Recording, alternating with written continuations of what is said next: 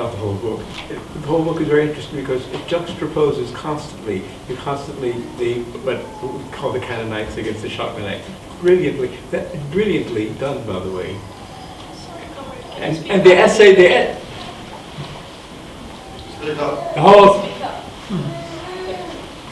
the whole juxtaposition of the book, playing the work between the Canaanites and the Shachtmanites, is brilliantly done to show history, development, and politics.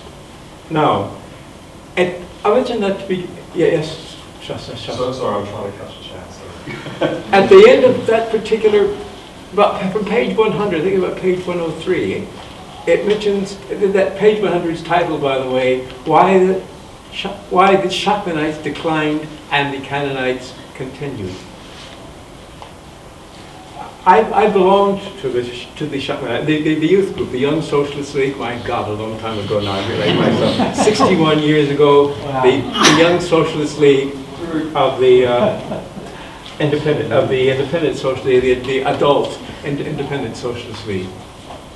Just a bit of background. That's by Max Shachtman, Workers' Party, the Fight for Socialism, 1946. The Workers' Party changed its name, by the way, but changed more than its name. How can I say it? Changed its image of itself in 1949 to the Independent Socialist League. So, not just because it was getting smaller, as all the American groups were, because we're not really the American Bolshevik Party. Let's stop this fantasy pretense. We're a league, an educational league, an organizational league, an agitational league, amongst the working class of America. Of course, a very, very rough time, especially from 1950 on, the McCarthy times. So you don't even have a real. It never was anything like that in Britain. The worst time in Britain, of course, was say 1916 to 1919. There was a real repression in 1916 to 19. Didn't even touch what was done in America at that time to Reds. And of course, this was repeated in the 1950s. Serious repression, jailing, threatening, sacking great numbers of people. Fear, depression, demoralization throughout the entire left, the entire liberal left, as a matter of fact. This is part of the reason for the decline. When I joined, what attracted me, in fact, was that unlike most of the American left, CP was still, even though under strict persecution, was relatively strong. And the Canaanites, the American Socialist Workers' Party, they still spent a lot of time and not exactly criticizing Russia or the Stalinist regime very much. Formally in many ways, but doing very, and I thought that's not my kind of socialism. That's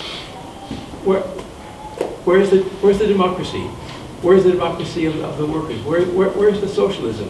This is a bureaucratic, and in fact I realize, an Orwellian bureaucratic collectivist attitude. I was only in the independence, in the Young Socialist League for 4 years before it actually theoretically merged. It merged with the Socialist Party, Young People's Socialist League. It actually died at that point. Whereas the Independent Socialist League wanted to merge with the Socialist Party, but the Socialist Party was so anti-Trotskyist, so anti-radical, it insisted that it dissolve itself, turn its funds over, and individuals join one. A very complete humiliation in 1958. But that certainly wasn't the end of the Independent Socialist League. The ideas of third camp socialism, third camp independent socialism. Shachtman completely deserted Shachtmanism a few years later, ended up joining the Democratic Party, which at that time was a mixture of sort of left liberals and fascists. Don't forget at that point, the Southern Dixiecrats were still fascists, racist, Nazi fascists, were still a major part of the American Democratic Party. But it didn't cease. In fact, Hal Draper was one of the leading, whole interesting thing about Hal Draper, lots of interesting historical background there too, about his role earlier on. And a few years later, in fact 1963, You need to finish up. yeah, got the first independent socialist club going on the West Coast and in Berkeley. And several years later, I think a pamphlet we have reprinted, the Two Souls of Socialism, very much what we're looking at here. And in fact, to continue, the independent socialist clubs became the international socialists in America. A whole tragic story there, by the way. By 1967, our SWP influenced them, broke them up into many pieces, and only a tiny fragment was left. But this is it again.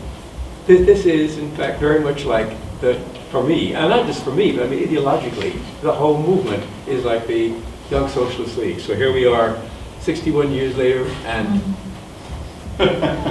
we're back.